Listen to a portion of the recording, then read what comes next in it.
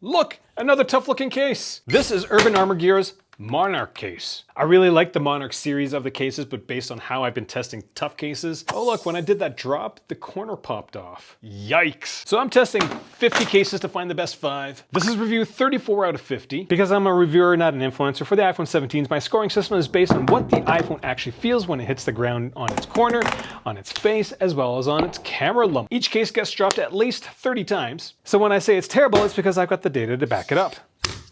Now, I've been a reviewer for over 10 years, and the Monarch is still one of the craziest cases I've seen. There is just a lot going on the back of this case. There's still MagSafe baked into the back of this case, and right behind it is a bit of Kevlar. I'm not a flashy person per se, but this is good enough flashy for me. The edge of the case is TPU. The top has a nice matte finish. The sides have a honeycomb grip pattern for your hands. The camera lump is still TPU, but it's pretty thick, so it's not that squishy. This section of the case is very, very rigid. Your iPhone doesn't really sit on anything soft. Last thing I know are these little nubbins. They look like screws and they used to be metallic years ago, but yeah, they don't really do anything now. When it comes to weight, it's gonna add 60 grams to your iPhone, which is a hair above the 50 gram current average. And when it comes to bulk, look how thick the edge is. It's going to increase it by 100%. This is a big boy of a case, we'll say. And when it comes to using your iPhone in this case, the grip on this product is above decent. You've got all the stuff on the back that gives your fingers just a lot to hold on to. The edge with the honeycomb finish works well with my fingers. And even the matte finish at the bottom of the case just feels really good in the palm of my hand. Buttons are integrated, but they are a,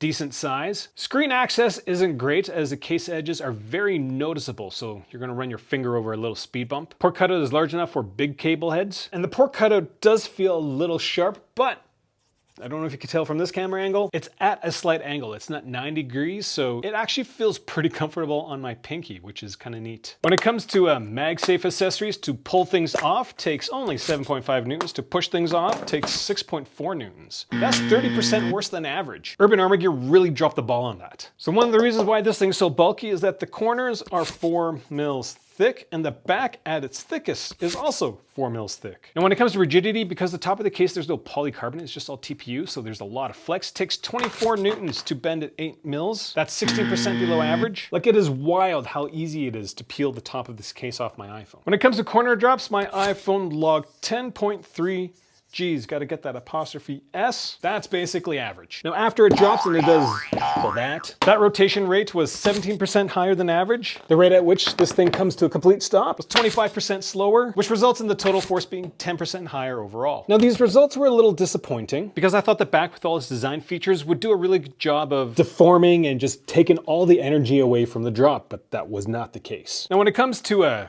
face drops, it passed surprisingly. The initial impact was 14% lower than average. The settling rate was a whopping 40% worse, and the total force going into the iPhone was 19% better than average. So if you've been watching my reviews a lot, you know there's a bunch of compromises. This is pretty typical for a top part of a case that's just pure TPU. Now for the camera lump, Urban Armor Gear just basically has a massive thing of TPU around it. So when you do that, not that per se, but that, the initial impact on the iPhone is actually 57% better than average. The settling rate was again terrible at 47%.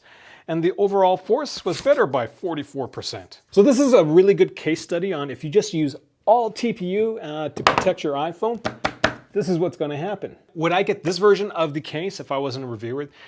You know, I was on the fence until I realized the poor MagSafe performance is a red flag for me. But I really like how it looks, so I guess better luck next year, Urban Armor Gear. I'm testing 50 cases to find the best 5. If this is the first time you're watching one of my videos, make sure you hit the subscribe button. Gonna release my videos as soon as I can the following 9:30 in the morning. That's the release schedule I'm going with right now. Thanks for watching.